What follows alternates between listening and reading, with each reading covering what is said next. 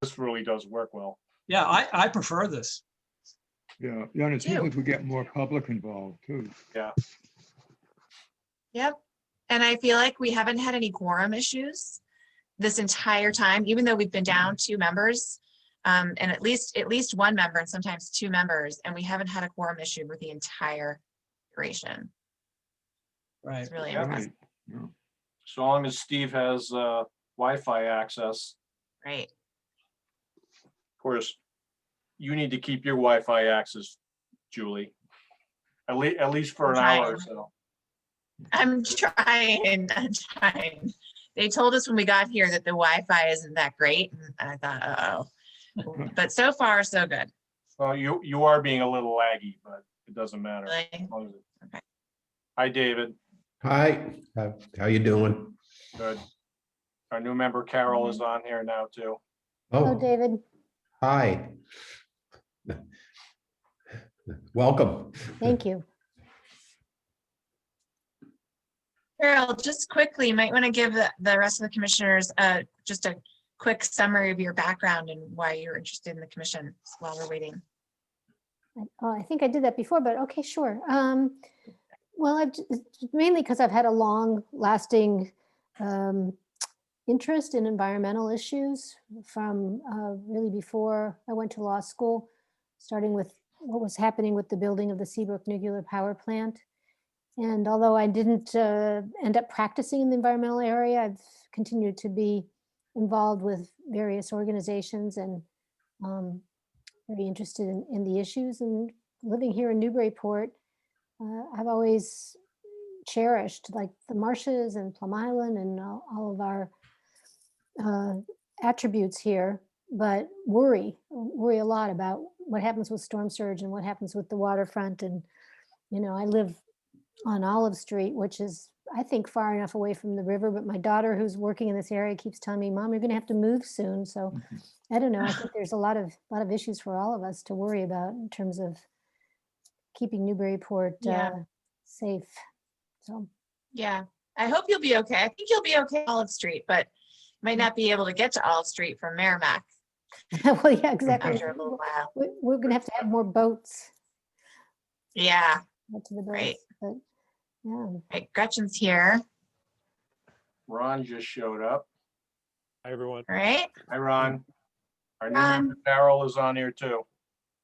Hello, everybody. Really, Ron?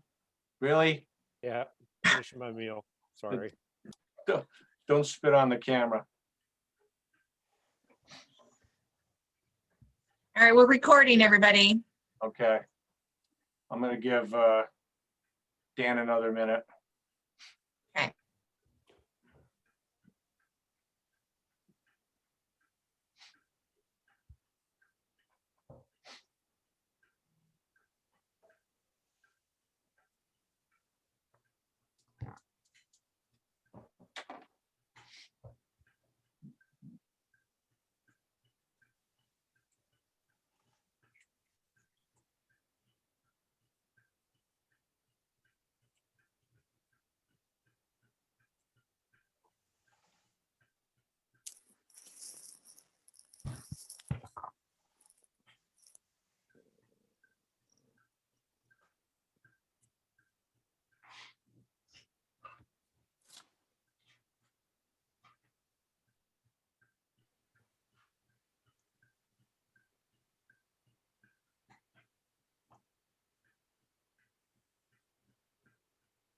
All right, Dan, I've given you another minute.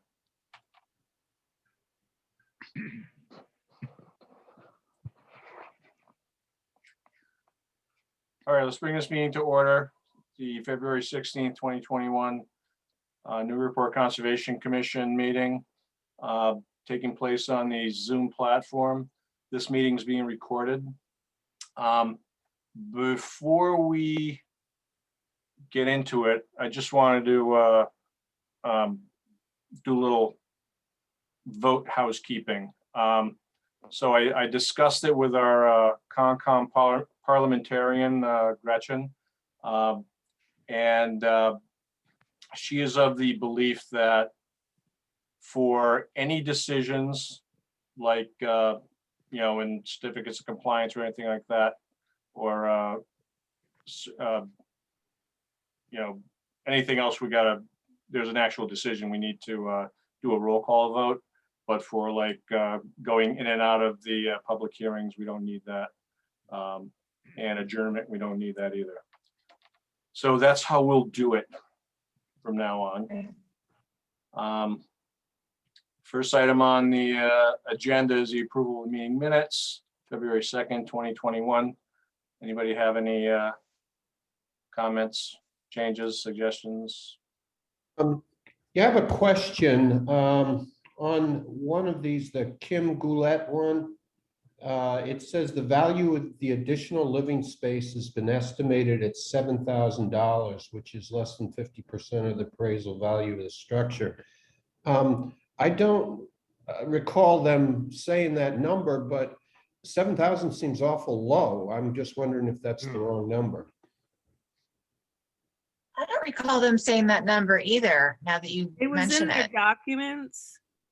They didn't have- Okay, Yeah, it was in all the Got it. appraisal stuff that they sent, that the value of adding one bedroom was $7,000. that's it? Yeah. Wow. Well, I assume that was very close to the 50% of the appraisal value anyway, but it seems like a strange number for that. Yeah.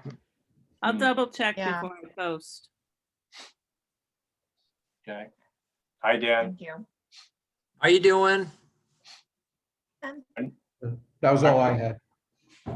Okay. Well, in that case, should we table the approval of these minutes till we get an answer on that? I Yeah, got maybe it. till the next meeting. I looked through the documents that were on the website for the application, so that's how I got the number. No? You want to table it till next meeting, Paul? I'm okay with that, Okay with what? putting it off to the next meeting or doing it tonight. Everybody else do it. What do others want to do? Um, Do you want to put it off to the end of the meeting, and while I'm listening, I'll look at what I downloaded from the website? just to confirm, that's a great Yeah. idea, Gretchen. Okay, Thank all you. right. Oh, okay. All right, we'll table it till the end of the meeting. All right, then. Again, hi, Dan, and our new member Carol is also on here too.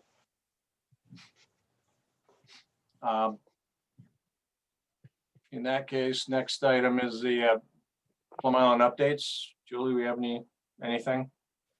So what I have for Plum Island updates is that probably as you all know, there's been a tremendous amount of storm damage out in Reservation Terrace at the dunes that are basically gone between 75th and 73rd Streets in particular, with a lot of sand and water in the roadway there and damage to infrastructure and damage to people's homes. So the mayor has been working with the state agencies to try and figure out that they originally were the ones who a couple weeks ago, before the last storm that we had in early February, they paid to install another 150 of those super sack sandbags, which then in that Tuesday storm, they put them out there Tuesday morning. The Tuesday storm came, they were all demolished and sort of washed away again. So now the mayor has been working with the state agencies, EEA, Department of Environmental Protection, Mass DOT, which is Department of Transportation, Department of Conservation and Recreation, and our state legislators to come up with a next solution or a next protective measure to try and prevent additional damage to the roadway and to the homes. And what they're working on right now, through Anders Bjarngard, who works for GZA, DOT has hired Anders to put together a plan that involves, I believe, and Joe, you were sort of involved in this conversation too, right? Timber pilings that would be spaced 10 feet apart. So I'm trying to visualize this, and I haven't seen a sketch of it or a plan that really shows what they're proposing, but I'm imagining timber pilings, driven pilings, 10 feet apart. In between them, tied in, would be coir bags filled with sand, or coir logs or coir bags filled with sand, or some other sort of natural sand containment measure in between, and that those timber pilings would be responsible for holding those bags in place. Is that what you understood, Joe? Yeah, yeah. Okay, and David, do you have any additional comment on that? No, and that's the way I heard it explained at the mayor's briefing. Great. It was, I guess, last Friday or something of that Yeah. sort. Yeah, last Friday morning, right. So I haven't heard none other than that's what they're looking at, and Andrews is working on it. The issue that I have with it is that it's still not permittable in that format. It might be permittable. They will have to come back to us. The original emergency certification for the sandbags will not suffice for them to put in this new system. So they would have to come back with either another emergency certification request or an emergency certification request followed up by a notice of intent for this whole new system. So we'll just have to wait and see when that comes forward and how the planning on that goes. I'm sure we'll get more updates this week or next week. I'll let you know. Go ahead, David, or whoever was talking. Well, DEP in Newbury permitted the core bags down there in Newbury. There weren't any driven pilings associated with it, but I wouldn't consider, poles 10 feet apart to be a solid structure. Right. I would think of them as just holding the bags in place. And at some point, when there's another more permanent solution, that those would be taken out. Or Mother Nature may do it for us. Yeah, Mother Nature may do it in the meantime. Julie, is there any chance we can get some sort of agreement from, assuming they do something like that? Could we get some sort of something from DEP saying that they would be fine with it? That's what I'm going to ask for. If it comes in the form of an emergency certification request, I'm going to ask for, something in writing from someone at DEP that states that they feel it's appropriate and permittable in that location, because it will have to be followed up by a notice of intent. In this case, I believe they're not just putting sand down. So, but I think you're right. It might be that this is the only, in terms of creating a structural solution, an engineered structural solution, this might be the most structural thing that is actually still permittable under the Wetlands Protection Act. Yeah. So- Just a heads up, your video from your camera is frozen. I don't know whether that's going to translate into your, if you're doing the presentation or not. Oh, now it's less frozen, but Okay, pretty glitchy. I would assume. okay. I would assume since DEP is involved in, I think, in coming up with this plan, that they would approve it. Right, Well, they wouldn't sign off on something Yeah. they don't approve. So, but Yeah, right. just giving us some sort of guidance on it ahead of time, Yeah, especially having it in writing. or something. Are core bags the same bags they've been using the past 2 times? No. Those are called super sacks, and those actually aren't made of natural fiber. Those are like vinyl, sort of synthetic bags, woven bags. The core bags are actually made of a coconut fiber. You've probably seen it. It's almost like it's used a lot in landscaping, this sort of brown coconut fiber. It almost they looks like create these- burlap. Yeah, yeah. And They it breaks fill them down. with sand. Mhm. And if it's 10 feet, that more than likely they're gonna construct it on the beach as opposed to bringing it in. I mean, it's a pretty large bag that's gonna be. Yeah. They're gonna have to fill them with a lot of sand. Well, and they did them in Newbury, or even the ones that they did at Himani's, they filled them on the beach. Right. Okay. Right. and then do they sew the bags together? In one bag to the next? So that it's a long, continuous thing? Yeah, they No, sew them it's- together normally. Yeah, I think at the center they sewed them together. I don't know about Hermione. So, Yeah. Yeah. My so I concern read is that how, document that the mayor referred to about sediment, the new sediment study. Mhm. yep, And I actually read most of it. There was a lot of technical stuff that I didn't spend a lot of time on. But one of their suggested solutions, and this was down in Newbury, was adding more groins, which Really? they admitted would probably not be permittable. But I would think if you remove the groins that are there, you might improve the situation.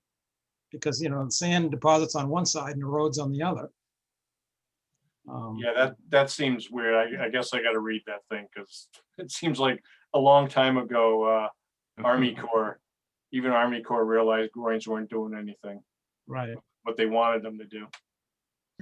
But the other thing that was not in that paper was that they didn't make any reference at all to sea level rise. So when they were making suggestions for solutions like putting sand on the beach, and they projected, if you put this much, it'll last 6 years. If you put this much, it'll last 10 years. And if you put this much, it'll last 15 years. But I believe their assumption was that sea level was remaining constant, which it isn't. So I don't Mhm. think their projections of how long putting sediment on the beach, how long they project it to last, are accurate if they're not taking into account sea level rise. right, maybe not. They may have just been thinking that the rate of erosion is so much greater than the rate of sea level rise that the solution is still something that's realistic for the, time being. I don't know if you take, like John Eric's assuming it's a 6-foot rise in sea level by 2100, which is like almost an inch a year. And you're saying something's going to last 10 years and there's a 10-inch rise in sea level at the same time.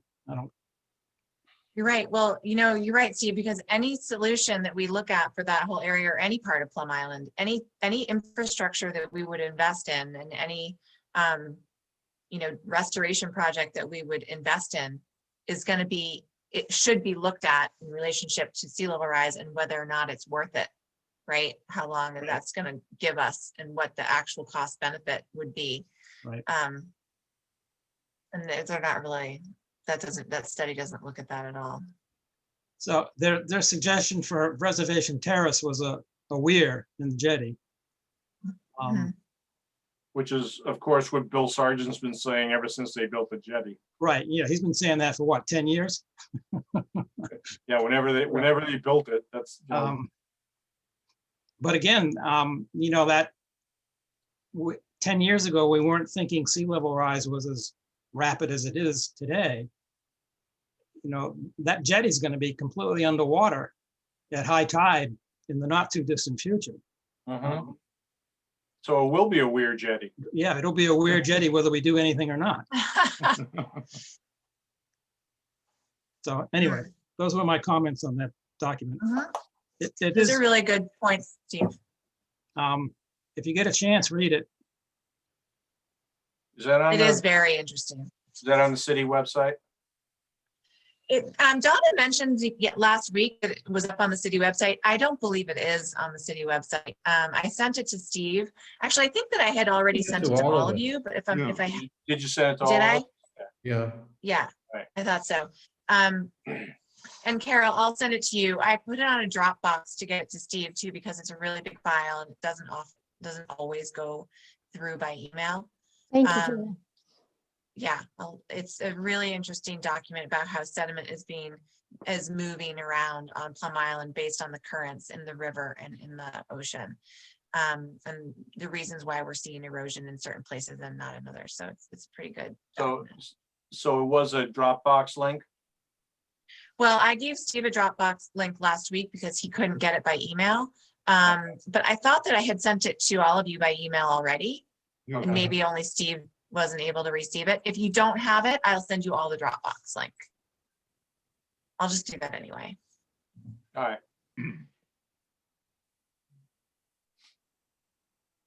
All right, then. Next, we have, we're all done with Plum Island updates, yes? Yeah. Yeah. All right, next item is Bartlett Mall Frog Pond proposed improvements. Okay, we have several people online here. I'm gonna promote, Wendy, I'm going to promote you to a panelist so we can see you. And Kim Turner, I'm also gonna promote you to a panelist. If there's, and Lisa Reed as well. If there's anybody else here who is representing that project, sort of helping give the presentation, raise your hand and I'll promote you to a panelist as well. Everyone else can stay in the attendees list. And I'm going to start sharing their presentation. Let's see.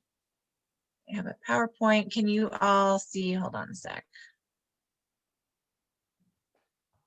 Can you all see this PowerPoint photo of the Bartlett Mall? Not yet. No. Not yet. Okay, hold on. There Now it we is.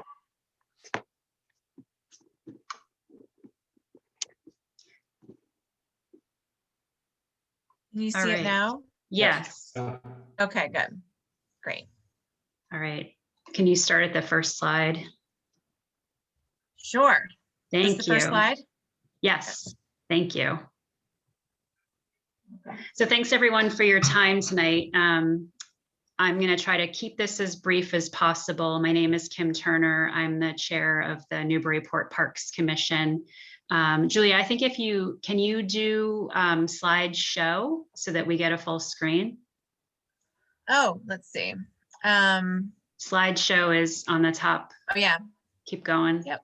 see Great. if that works from beginning like Yep. this. That's great.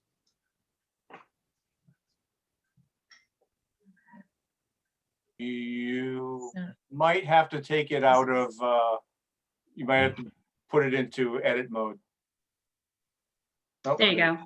never Great. mind. Okay. All right, so again, Kim Turner, I'm the chair of the Parks Commission. With me tonight, I have Wendy Goldsmith. She's a PhD and the director of the Center for Urban Watershed Resilience, and her expertise lies in climate adapted waterfronts and infrastructure, as well as water quality science and green infrastructure planning. So what we thought we would do tonight is I want to go through briefly is a pretty substantial history of the Bartlett Mall, and then I'll touch a little bit upon what our plan is, or what we hope our plan is for improving the water quality. And then I'm going to hand it over to Wendy. So just briefly, the earliest maps of the Mall are still recognizable today, which is pretty remarkable that the Mall really hasn't changed much since the 1600s, when early colonial settlers used the kettle hole, which is the Mall. It's a natural kettle hole as a place to graze and water livestock. During the 1700s, it was used for industry, rope making primarily, although there was a windmill here at one time, a potash factory, and in fact, there actually was ice harvesting as well. So it has a pretty substantial industrial history as well. Then in the 1800s, it was transformed from a place for industry to one for beauty and pleasure exclusively. If you can go to the next slide. In the very early 1800s, through the efforts of Captain Edward Bartlett, the promenade in front of the courthouse was created, which is that elevated walkway that runs along High Street. And in doing so, a deep ravine from the head of Green Street was cut off and it was filled in. And what that did is it cut off a fresh water supply to the pond, and it became stagnant at that time. So if there's anything we want to kind of have you guys take home tonight, it's that the water has been an issue for the city since 1805. It started to smell, and it became a problem for the city at that time. If you go to the next slide. In fact, there's historic newspaper articles that tell us that by the late 1800s, the city faced two choices. The first was to actually fill in the pond and bring it nearly up to the level of High Street, which luckily everyone thought was a bad idea, or to try to aerate it by bringing in a fountain. So in 1891, Edward S. Mosley donated a fountain to the city. And it's actually pretty interesting that he selected it out of a Fisk Company catalog. So it really didn't have at that time any real connection to Newburyport. But again, the point was to try to aerate the water and remove some of the smell. Next slide. The fountain did a pretty decent job of keeping the pond somewhat clean for about the next 100 years. But in the 1980s, the water quality really started to substantially decline, and the fountain actually disintegrated. And so a fundraising campaign began. And in 1987, Jeffrey Briggs, who's a resident of Newburyport, and he's an internationally renowned carousel sculptor, donated his time and his resources and created this brand new fountain that we see today, which is 3 intertwined swans. That what he was hoping is it cleverly increased the aeration by having 3 spouts of water instead of 1. Although at that time, Jeffrey and others in the city kind of warned the city that the water quality declining was a serious issue that they should remedy. But at that point, the city actually opted not to connect the fountain to a municipal water source. And what I should note is that in the late 1800s, for at least some period of time, and we're not sure exactly how long, the fountain was connected to a municipal water source. So there was a source of fresh water coming into the pond. Also, we are researching right now that we believe there was a sewer pipe that ran down Green Street to the Merrimack River, and we believe that it was an outlet for the pond at that point as well. So the city made 2 decisions when this new fountain was put in 1987. One was not to connect it to a municipal water source, and the second was that there was a stormwater plan that went in at that point. It's not clear to me whether it was curbing or stormwater grates, but what it did is it diverted any remaining surface stormwater to the pond. So again, really cutting off any input of water to the pond after 1987. The water quality declined so quickly at that point that the fountain was really only on for a few years, and it's been shut off for almost 2 decades. Next slide, please. So just a quick brief history since the 2000s. In 2014, the city had a study done which identified what was in the pond. We hired a firm and we identified arsenic, chromium, and lead in the subsoil, and TP, or total phosphorus, in the sediment. At that point, the company that we had hired recommended dredging the pond, which is both extremely expensive and not super environmentally sensitive because it makes the toxic soil somebody else's problem. And some actually believe that you wouldn't be able to dig deep enough to remove all of the toxic metals and cyanobacteria, which would cause a proliferation of cyanobacteria and harmful algae blooms, because cyanobacteria is limited by TP. And when TP is removed, the cyanobacteria can proliferate and cause HABs, or harmful algae blooms. Next slide, please. In 2017, just a few years ago, the city took a chance on a pilot project. It was a reverse osmosis system to try to clean up the water. Unfortunately, it didn't work because it didn't take into consideration the volume of TP in the muck. So every time the water would be cleaned, the TP would keep coming back into the water column because there was just too much of it to be cleaned out. It's also questionable that some of the TP that was removed did cause that cyanobacteria to no longer be in check and proliferate and cause HABs. Next slide, please.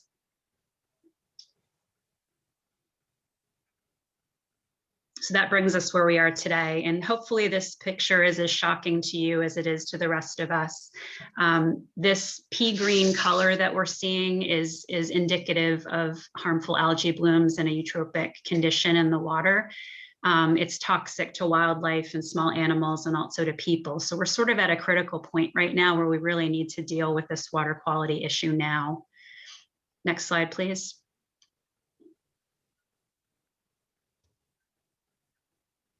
So who I have with me tonight, Wendy Goldsmith, I'd like to sort of pass it on to her. She and Vlad Novotny, who's a resident of Newburyport, and he's a internationally renowned water scientist, have really donated very graciously of their time to the Parks Commission over the last year or so, to give us feedback on what they see, what their thinking is, and given us a plan which we hopefully can move forward with. So the point of tonight is to sort of walk you through our thinking in our next slide, and hopefully get some feedback from you all on ways to move forward. Wendy, do you want to take it over from here?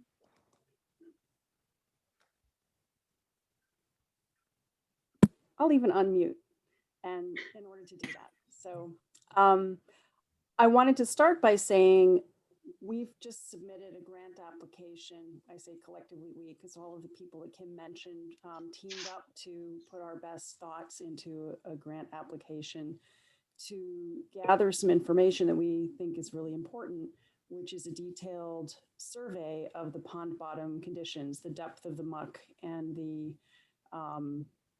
little bit of probing about what's underneath the muck. We have an idea because most glacial kettle holes have a fairly similar bottom because of how they're formed through glacial processes, but we want to check on that. And Kim also mentioned some other things like former water sources and former apparent drainage pipes that we've heard rumors of and seen some diagrams of, but we don't really know if anything is still partially intact or how something might be reconnected. So there are a lot of questions we have that we're trying to get some funding to look into, but we also have some working ideas about how to weave together all of the past efforts to try to manage Frog Pond, given the ways it's been used over time and the ways it's been modified heavily over time that have led to problems which are potentially acutely toxic. I don't think we've heard of any situation where poisoning due to surface contact, like people playing, kids playing in the water, or somebody petting their dog who was drenched with algae coming out of a swim or something. But both people, every year throughout Massachusetts, dogs die from splashing around in ponds just like this. And it's not rare for humans to end up getting neurological problems, things like tingling lips and loss of sensation in the hands, just from surface contact. So this is a serious issue. It's not just an aesthetic issue. It's not just about corrosion and blockage of the fountain. It's pretty serious. And it appears that the origin of the heavy metals came from some of the early military uses, and we know rope making happened. We don't know if some metals were being used as a preservative in some of the rope making processes at that time, but certainly if the other metallurgy and leather tanning might have been happening, as those were also major military materials, that could be the source of some of the toxic metals present. Now, these aren't huge levels. This is not a modern industrial site, but it definitely has some problems. So it's understandable why the idea arose to dredge the pond to try to remove these things. But I would point out that the risk from heavy metals lying in the bottom of the pond does not actually, toxic heavy metals sound really bad, but harmful algae blooms of known neurotoxin containing algae is probably the real and present danger that puts people who come to the park at risk. So it would make the most sense to focus on that issue. And it would certainly make very little sense to dredge heavy metal content and leave total phosphorus content behind, which is in essence what the prior study focused on. I will note that there is no legal or regulatory trigger for doing anything for water quality. So there's actually no driver. It's not like the property is changing hands or something like that that would require a regulatory review and action related to the toxic metals. They've been there since Revolutionary War times, as far as we can tell. But it's actually the algae blooms that are of more urgent concern, and it's possible for the two to be dealt with together. I think Kim said it very well, pointing out that it's extremely expensive and ultimately doesn't really change much if you scoop out sediment and ship them somewhere else to be, in theory, hermetically sealed for a millennium, and at which point they're still toxic materials. So we thought it would be appropriate to propose essentially capping them in place with a relatively straightforward pond bottom liner proposal, to use a material to keep these toxic metals and the phosphorus from seeping upwards out of the bottom of the pond and entering the water column and posing risk to of the types I just outlined. So we also recognize that some of the desire in the past to have the idea of like, let's put good quality potable water in the fountain. Oh, maybe we don't have enough potable water, so let's stop using potable water. Let's just use pond water in the fountain. Oh, the pond water doesn't work in the fountain because it corrodes the pipes and clogs the nozzles and has all these other problems. So it's pointedly, it shouldn't be necessary to use potable water in a pond. It has never been adequate to have a functioning fountain in itself is not going to solve the degree of water quality problem that's present in the pond, just the same as that reverse osmosis technology was not a good match and did not work well in the pond. But just simply providing a barrier so that water is contained in the bottom of the pond more completely than it naturally would be, because naturally formed glacial kettle ponds typically end up with a bit of a natural clay liner that forms in the bottom of the basin, because the clay tends to be the particle size that you find in the massive ice blocks that lead to the formation of kettle ponds like this and the other kettle ponds around town. So, what we're planning on doing is kind of a very site-tailored approach to, in a way, making the pond function better improving its functions to some of its former, more natural levels, but doing so using some artificial means, and doing so while having an on-site remediation strategy, just capping things in place instead of trying to take them elsewhere. And the study that was done several years ago came up with over $500,000 just to simply scrape away the materials. The cost to ship and dispose of the materials, it was estimated to be probably more than twice that amount. In other words, it'd be up to $1.5 million to dredge the pond. But one of the problems is that capacity in these hazardous landfill sites, because that's what they would be classified as, you don't always have access to the capacity. Many of the ones throughout the Northeast have been filling up, and you kind of have to get on the list so that your truckloads can go into that site at a particular schedule. So again, there are many benefits to just saying this has been here for hundreds of years. We're going to cap it off so we keep it out of the water column. We'll put in a material that will do double duty to help contain more water on site. But we, in fact, want to also put in a funding proposal that requested money to build 2 small redundant wells within the park. So we would just use relatively clean groundwater as the source water for the future restored fountain. And we are hoping to have some type of overflow drainage structure created, either by connecting to a long lost pipe that always served that that earlier served that function, or allowing the pond to reconnect to essentially a little bit of a seepage field. We could build a little corridor so that when water exceeds a certain level, it would decant off and re-enter groundwater through something akin to something like you'd have in a septic field, actually. So again, a fairly low tech, gravity-based approach is what we would aim for. So that's basically what we're aiming to do, but the way we need to verify how feasible that is to get a handle on the exact volume of sediment that we would need to remove in order, well, we know that there's going to be some, here's a good technical term, some gloppy, soupy, organic stuff hovering at the bottom of the pond.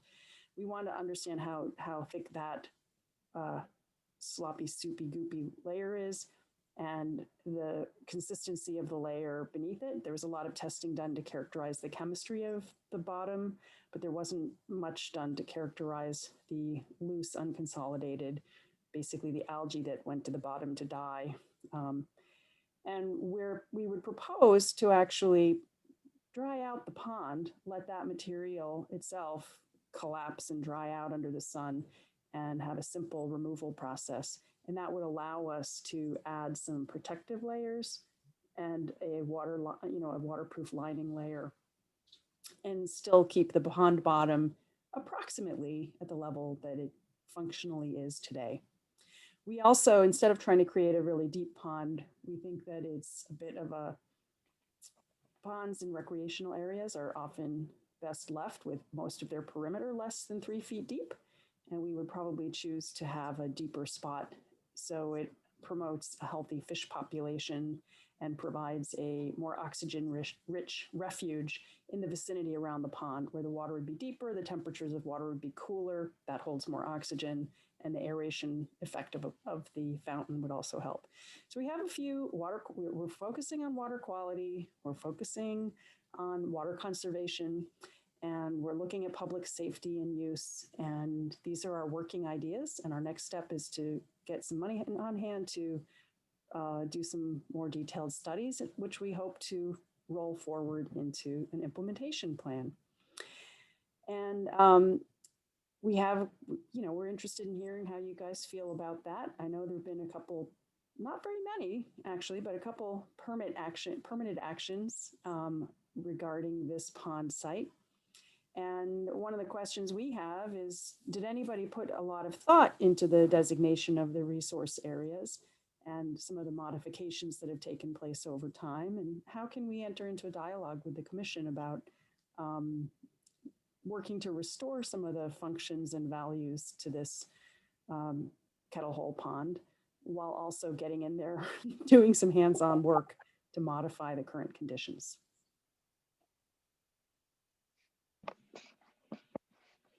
Thanks, Wendy. Julia, actually, if you could go to the last slide, it kind of outlines mostly what Wendy just said in terms of our current plan. Yeah, that's it. Here we go. Yep. Back into the slideshow format.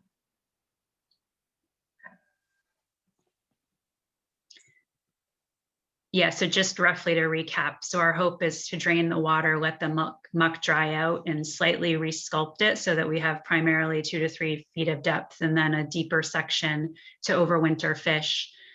Cap it. We're not really sure what that liner will be. We haven't designed it quite yet, but hopefully it's something that would prevent any mixing between the muck and the water, and then using shallow wells, refill it, keep it at a constant level, have an outlet for overflow, still not sure exactly what that looks like yet, restore the fountain and stabilize the edge. So again, our hope is that, in showing you the history of the pond and how it has really been engineered since the 1800s, we can start to have a dialogue with the Conservation Commission about the best ways to move forward. We have 2 CPC applications in process right now for about $300,000 for the wells, the bathymetric survey, a little bit of the stone for the edging, if the Conservation Commission would allow it, to stabilize that edge and to restore the fountain. So we're hoping to get money filtering in this year. We really want to hit the ground running on this as quickly as we can. We are searching for other means of funding for it, but it's our hope to get this project underway very soon. So very soon, as in later this year? Yes.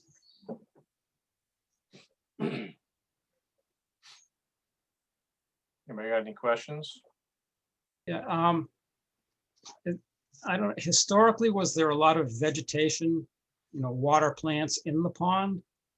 Because at one time, I think in my lifetime, there was nothing. And then there was Larry Olney, who was a member of the health board, took it upon himself to plant some cattails and pond lilies and things in there. And some people didn't like that, and they got taken out. So as far as vegetation goes, what is your plan? Are expecting the concept that has come out of the historic architecture context combined with reality check about how we have a steep embankment and the courthouse and some stairs. So I think 2 sets of granite stairs that really come down to the perimeter path, and then the pond. So it's kind of a site, it's a constrained site on one, really about half of the pond has a straight as a pin walkway parallel, but at the bottom of the hill along the old rope walk. And that area we're proposing to put a heavy granite block perimeter wall.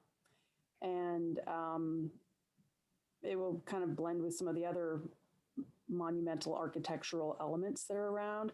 But on the opposite shore of the pond, we would actually propose using a carefully designed green infrastructure edge, which serves further as a water quality buffer, provides some good habitat.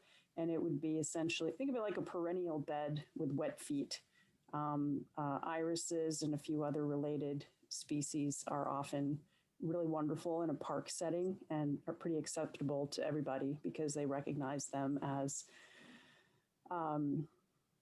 part of a planned landscape, but also one that has ecological value, multiple ecological functions and values.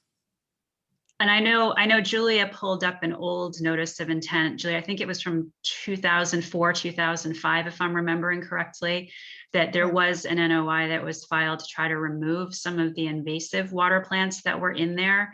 And I know prior to my time on the Parks Commission, I did reach out to the former chair of the Parks Commission, and I think there was some planting of material, plant material at one point. The hope was to try to aerate the pond and clean it up a bit, but it didn't work clearly. So I'm not sure where that leaves us, but that's a little bit of additional history that I was recently made aware of.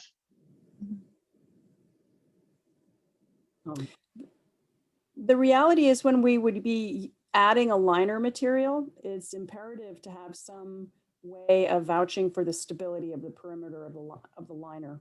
Otherwise, that's the obvious weak point where things can bubble up from below and somehow make their way back into the pond.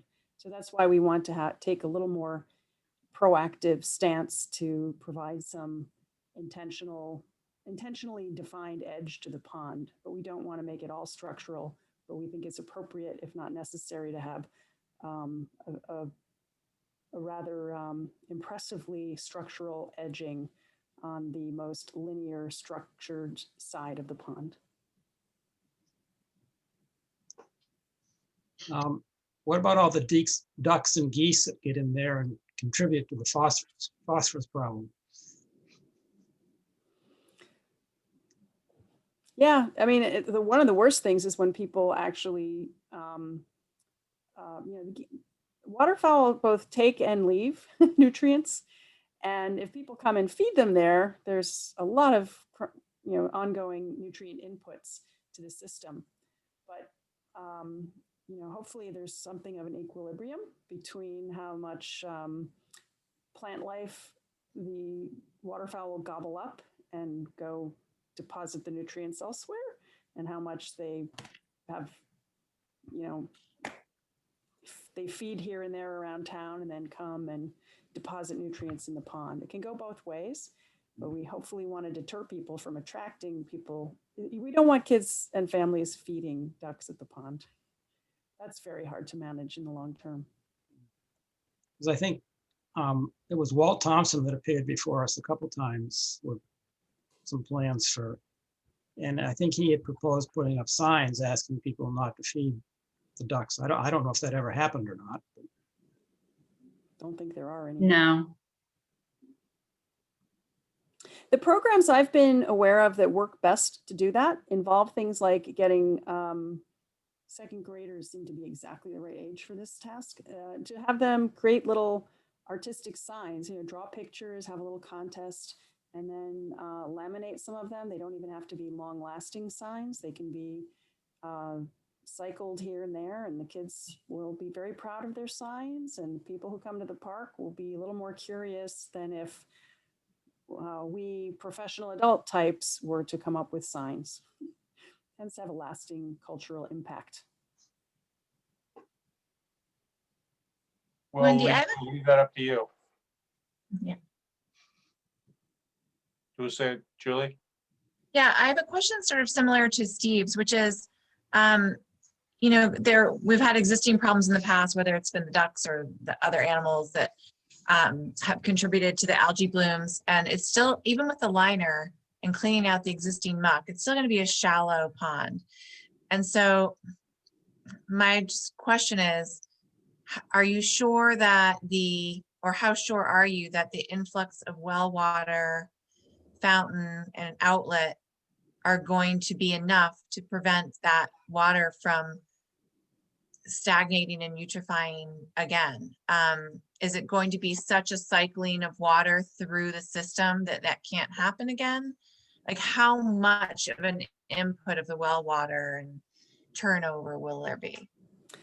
Well, we would be aiming to design this. I mean, ideally, we would simply want to have water being decanted out through a drainage system, you know, relatively fresh and clean well water coming in, and an equal volume, and then rainwater coming in is also, of course, and then water decanting out into the town drainage system, or what we've heard rumors is an old dedicated pipe for that purpose. There are no records for it, but as Kim mentioned, there was a drainage channel that had formed that allowed the water from this kettle hole area to drain down Green Street, and it sounds, if the Indiana Jones sleuthing goes well, we'll be able to find some trace of it and either potentially essentially connect into some structure that may still be there, or create some new similar version, or we'll just infiltrate it on site near the perimeter of the pond. So it should be possible to be able to manage nutrients on that basis, but it depends also on you know, I'm not going to claim to be able to predict exactly how the waterfowl, you know, if people will. I do think it's possible to manage feeding the ducks, but it's not easy to predict exactly how that will work. But for small urban ponds where human contact and pet contact with the water is considered a vulnerability, a potential hazard, it's not crazy to siphon out water, just almost similar techniques. There's equipment that's very similar to what people sometimes use on their home aquariums, where you just have a siphon vacuum that slurps up some of the pond muck from the bottom. And the grading of this pond would be such that the pond muck would tend to accumulate in the deepest, lowest spot. So is this something that involves some sort of ongoing maintenance in terms of it, like an operational budget involving the pumps for the well and the outlet structures and sort of cleaning every once in a while? Well, we hadn't really budgeted the exact type. We hadn't specified the exact hardware. There've been some talks. It's not difficult for the purpose of running a couple of small redundant wells to actually have a few solar panels that would get the job done. So it may actually be a relatively less expensive operations process if we just put some on-site solar, and we don't have, the construction and operation of the power service is greatly simplified that way. And as far as the other ongoing nutrient removal, it's one of the reasons why it's so important to characterize how much sediment is there and have a detailed sediment budget prepared that would inform the future forecasts of what would be expected for nutrient levels and nutrient and management levels of those nutrients in the future.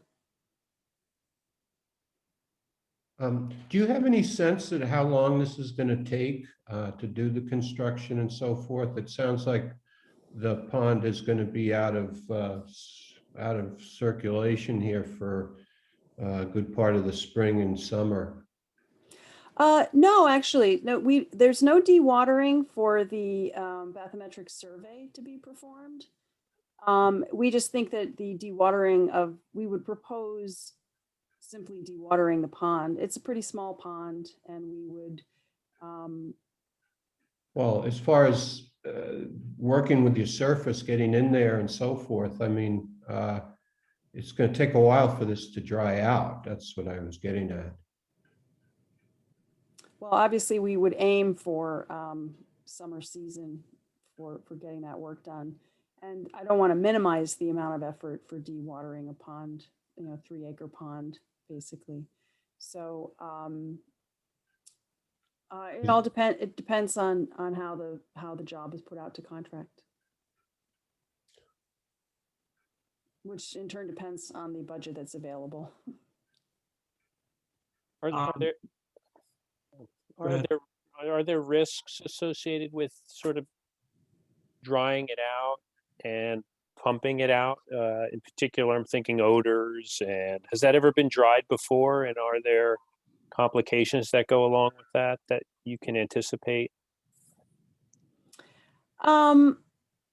It tends to be a fairly short-lived problem. There are definitely some odors, but they tend to, as the drying, the vast area of the pond bottom is almost level or very gently sloped, although it has some deep spots that would be the areas that would be most stubborn to dry out.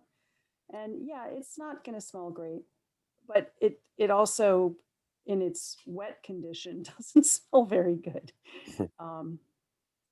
So. And the dewatering, where is that water going to go? Again, we want to double check on what's in the water column and also what's in sediment form, and we can choose where that goes. It's generally been proposed that even with the eutrophic nutrient levels, it probably doesn't need to go to the wastewater treatment plant, but we want to verify that. And again, we're just in the fact finding. These are very good questions, and these are among the questions we know we have to collect more data in order to develop a plan. I don't know what's in the pond now for wildlife, frogs, turtles, fish. But in this drying out of the pond, they need to be preserved somehow. We think because of the high level of algae that the quantity, the pond goes down to virtually no oxygen levels based on even visual assessment of the water quality. It has so much decaying plant life every summer that it has very, very low ability to support any animal life. That doesn't mean that there aren't some. And that's another thing we'll get a better handle on as we do the bathymetric survey. It tends to get creatures identified along the way. We're not proposing a wildlife survey or anything on the pond, though. Right.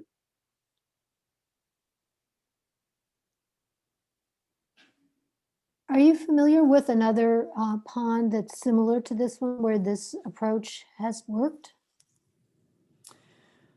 Not one with really a configuration quite like this. Not exactly. I personally have worked on several former kettle ponds with different histories, different types of use, and different sources of nutrient and other pollutant inputs. So this is, again, it's kind of a site-specific and tailored approach to using a variety of very common practices. Do you have any idea how deep you'd have to drill down to get water for your wells?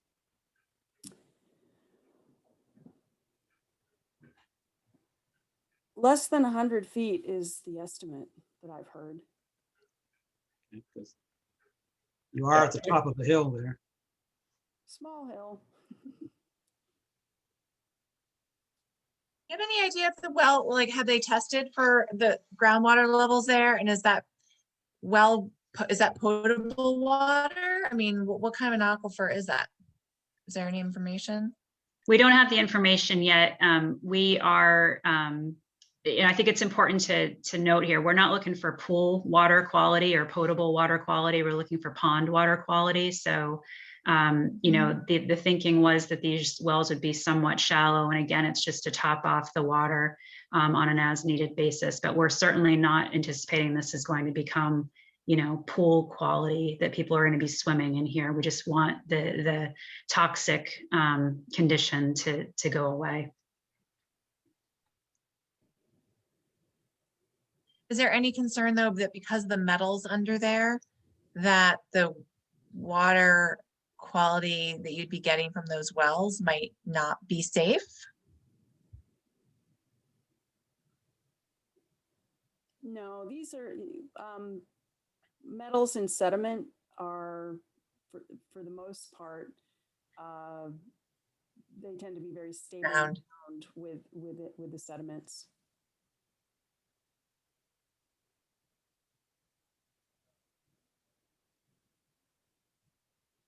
Is that kind of testing proposed of the grants that you're applying for now? Like what's the scope of the two grants you're applying for? So the first grants for the survey and the, was it the survey, the edging stone, and the two shallow wells. So we do have quotes for wells within some of the other parks that we used as a gauge for the depths of this well. And then we do have some monies from previous CPC applications that were to be used for doing some of this exploratory stuff.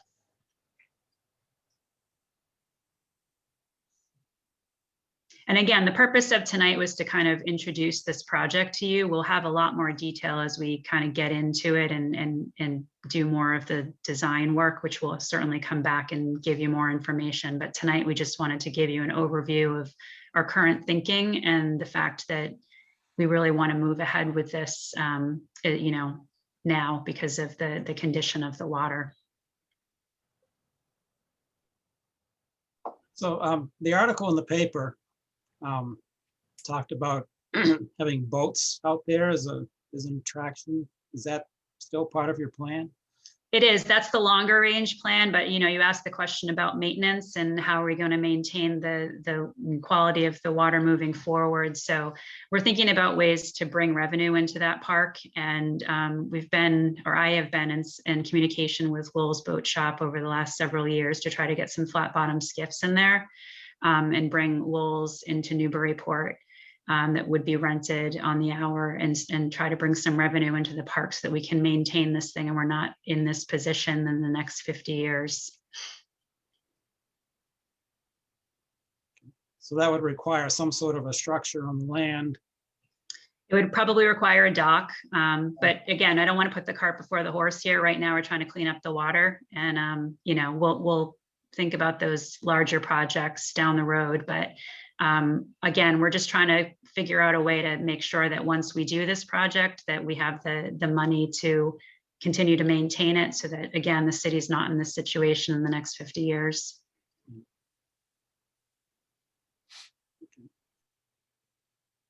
Okay. You got anything else? All right, well, I'm certainly looking forward to your submission. That'll be a few interesting meetings. Yeah. All right, thanks for your time, everyone. All right, thank you. Thank you, Kim and Wendy. That was really good. Thank you. Thank you. All right, then. So we have no submissions this evening. So Julie, did we get anything regarding 1176 Street? I actually, just before this meeting, I asked Tom, I sent Tom an email about it after our last meeting, Tom Hughes, because he's the consultant on it, if you remember. And I just checked my email before this meeting started and got something back from him saying that he's working with Everett Chandler on the survey, et cetera, et cetera. He expects to have something for us next week. I told him we've been carrying it on the agenda and, you know, it was supposed to come in before the February 2nd meeting. And so that we were hoping that we could get a hard date for the filing. He indicated that it would be in next week. I will try to, I'm sort of out on vacation this week, up in Vermont. So I will try to get in touch with him again next week and just make sure that we have a schedule for it. Okay. This next item, since I'm in a butter, I am going to recuse, and Steve, it is all yours. Okay. Julia, you sent them a letter of violation or? Yeah, so actually I have to apologize on this one. I prepared the letter of violation and was needed to send it certified mail last week and then wasn't able to go into the office on Tuesdays and Thursdays in the office right now because of our weird COVID schedule and wasn't able to get in there and send it out. So I apologize that the notice of violation actually hasn't gone out yet. But one thing I wanted to ask you all is whether or not you'd like me to try to get any aerial photography or whether you feel comfortable just going forward with the visuals from next door neighbor. I think it's fine. I think it's probably enough to send the notice of violation given that we have actual photography. But again, we don't know where the wetland line is. And so I don't know if you wanted me to do that or not. We can still send the notice of violation and I can ask DPS to see if their drone's going to be used, if they could take a picture of that area and it could just be supplemental information. That Yeah, sounds good. I think with the pictures that the abutter sent, we could do the letter of violation, but it would also be a good, if we can get the DPS out there to take a picture. Okay. Anybody else? Yeah, I agree. I'd say just go ahead with the letter for now, and if we can get the drone photography later, that'd be fine too. Okay. So that will have to go out on Tuesday, a week from today, just because I'm not in town and unfortunately don't have these people's email address. Hopefully we'll have a better update for the next meeting and that would be March 2nd. So yeah. Okay. Back to you, Joe. All righty then. I guess the last thing, do we want to, Gretchen? Yeah. Did you find it? Yeah, the second page of the narrative in the NOI, it says the amount of living area being added is 131 square feet, and that's 25% less than the existing.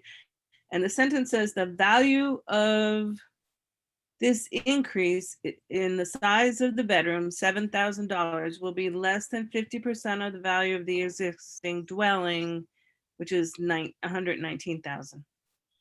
You know what, Gretchen? I think because Yeah. that's in the NOI and not in the appraiser's report, I think it'd be Mhm. the easiest thing to do is just take that information out of the Yeah, I minutes. thought about that. It'd be yes, because there's different numbers in the appraisers. Yeah, and just Mm. reference that the appraisal shows that it's less than a 50% increase. Right. Yeah, I Um, agree. Okay, that sounds good. I mean, we didn't even discuss the 7,000 at the Right. meeting. Right. Right. Yeah, that was a good point, Dave. Okay. Any other changes to the minutes? Motion to approve as amended. Second, All in favor? Aye. Aye. Right. Anybody opposed? Okay, can we talk just briefly about the Plummer Spring Lane or Road or whatever it is? what You the know, bridge? when we went out there for the site visit, I had asked the question in the meeting about, did we really need a bridge there? And the response was, yeah, there's 900 cars a day use it. But while we were out there on the site visit, it was quite surprising how many people were out there walking. And the guy with the horse, Mhm. and, John Eric mentions, with the bridge being closed, that it turned into kind of a linear park, which is a nice thought. So I guess what are people's thoughts about saying we don't need a bridge or just a pedestrian bridge? We don't need a vehicle bridge. Well, that would be a tough sell at this point. It really does still stay a linear park. People are still going to use it. People riding bikes are going to go through there. People walking are going to go through there. The horse is going to go through there. It's going to be a less dangerous bridge than what was there before. Right. It seems a bit out of our jurisdiction to make a decision like that on an existing bridge. Yeah, I would expect we would be summarily ignored on that. I think it's a good question though, Steve, and to be totally honest, the same thing went through my head when they first came forward with this, because it's been closed for so long and it doesn't seem to, I don't live over there. So I guess my assumption is that the feedback, the negative feedback on turning it into just a linear park would be from the people who live in those neighborhoods on either side, because of the convenience for them of having the connector through, but I don't know. It's been 2 years and Right. maybe there have been a lot of complaints, but I don't know. Yeah. There's significantly more people in the West Newbury side. There's only a couple houses in Newburyport, but there's a ton more in West Newbury, and a lot of it's going on in West Newbury too. So I don't think West Newbury is going to sign on to that, Right. because it's a access to Newburyport for those families, and there is a business that retreat there just further up on the left into West Newbury that it would make it less convenient. Obviously, you can still get there, but Well, it's just odd that we're putting in a new bridge that has a sidewalk that's 5 feet wide, and there's no sidewalk on either side of the bridge. yeah, well, they have. And they don't want people fishing off the bridge, yet they've made it more convenient for them. Well, off of one side, I guess they know people are going to fish from there. That's going to happen. So maybe what we could propose or something is put a sidewalk in on the road and make it safer for everybody. Not as part of this project, I understand that, but in the future. Mhm. Anyway, I think they're really good points, Steve. I really do. I haven't heard anyone bring these up, and that may be because the people in charge of this project are engineers and DOT. And so they're not thinking along those lines, but I think they're really good questions. So I think it's, worth pressing them on answers for that. Okay, well, I don't mind doing that at the next meeting. We'll see what West Newbury thinks about it. How's that gonna work as far as our next meeting with, it was gonna be a joint meeting with West Newbury? Is there any? Yeah, movement? I don't know how we're gonna handle that, because they meet on Mondays. We meet on Tuesdays. Wait, was that just, I'm sorry, I missed that site visit. And was that discussed at the site visit to have a joint actual commission meeting? Yep. Yeah, Oh, wow. but I'm not sure it was with the next, they had so much work to do to add in the new stuff. That, Okay. that. Okay, that well, I'll maybe ask we would John ha- Eric about that. Yeah, we would have a separate meeting and then have a joint meeting afterwards. I don't know. Yeah. Yeah, that would certainly make more sense. And All these joint meetings, I don't like these joint meetings. No. But it's just, I don't know how that would get handled. Maybe we need to meet on a different night, a Wednesday or a Thursday night. Hmm. But, flip a coin or something. Yeah, that's interesting. I will absolutely ask John Eric if that's something that they are working on, if that's something they were thinking that we were planning. They would have to, you're right, it would have to be, we would join in on their meeting or they would join in on our meeting somehow to get that done. And I'm not even totally sure why it would be necessary. Right. Yeah, I'm You not know sure. what I mean? They had requested it, I believe. I Oh. don't think it was West Newbury. I think it was the design team. Yeah, I think so. I think they wanted to avoid orders of conditions that were conflicting or, so different that it was difficult to Got it. manage. Well, that makes sense, but we can do that in other ways. We certainly could do it at a joint public meeting, but it's also possible that they could send us a draft of their special conditions ahead of time, and we could send them a draft of our special conditions ahead of time. Or we could each community could send our draft to the applicant, and then they can take a look at that and give each community feedback on how to make them meet in the middle. We did that with the Whittier Bridge with Amesbury. And that worked pretty well. So that might be easier because I'm just feeling like a joint commission meeting. Then the voting gets a little complicated. Public attendance and the minute taking and all that could just get more complicated than we need it to be. Yeah, when they brought that up, my first thought was the Whittier Bridge. We managed to do a much bigger project without needing a joint commission meeting with Amesbury. So I think we could handle it. I can coordinate with the applicant through the West Newbury Conservation Agent to make sure that we get a relatively consistent order. If that's what they're curious about. I'll talk to John Eric. Julia, is it in our normal orders of conditions that the refueling takes place some distance away? Because this might require some special thought on that, being near the reservoir. Yeah, I believe that is always in there as in one of our boilerplates. I know that it's definitely in there that there can be no storage of fuel oils or urethanes within the resource area buffer zone. I don't know if refueling itself is part of that, so I'll check, and that's a good point. We can try to make sure that gets in as a special condition. Yeah, they would probably have, there's going to be big equipment sitting there, driving sheet pile and stuff like that, they're going to need to refuel. So I guess we'll figure it out. Yeah. So Julia, do we And we can have? talk, this is on our agenda for the. Go ahead. I was going to ask if do we have items for next meeting at this point, or you don't know yet? Yeah, that's actually the only item that this Plummer Spring Road Bridge is the only permit application item for our next meeting.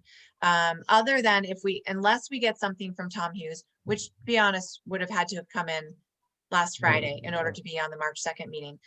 So for March 2nd, it's Plummer Spring Road and it's follow-up on the enforcement. That's it. Were they gonna be ready for the March 2nd, or was it the one after that? I can't recall. The last meeting on February 2nd, they said March 2nd. They may or may not be ready. Maybe they'll continue. If they continue, we wouldn't have very much on for March 2nd. Yeah, I would think if they don't continue, then I would think we're gonna cancel the meeting. Yeah. 'Cause I don't, Yeah, I don't see a big Not point. enough. no, not from Tom's weekly promise that he's gonna have it next meeting. Yeah. Right, right. So you can go to Florida, David, if that's where what you're I'm thinking. not going to Florida. Why not? You don't have to wear a mask down there, Dave. Yeah, I know. Everything's wonderful down there Uh-huh. because they have such a great governor. Mhm. All right, we got anything else? Nothing. Okay, Motion to adjourn. Second. all in favor? Aye, Aye. Aye. opposed? All right. Carol, Night, nice everyone. meeting you. Nice to meet you, Night. Carol. Good night. Okay. All right, good night. Aye. Right.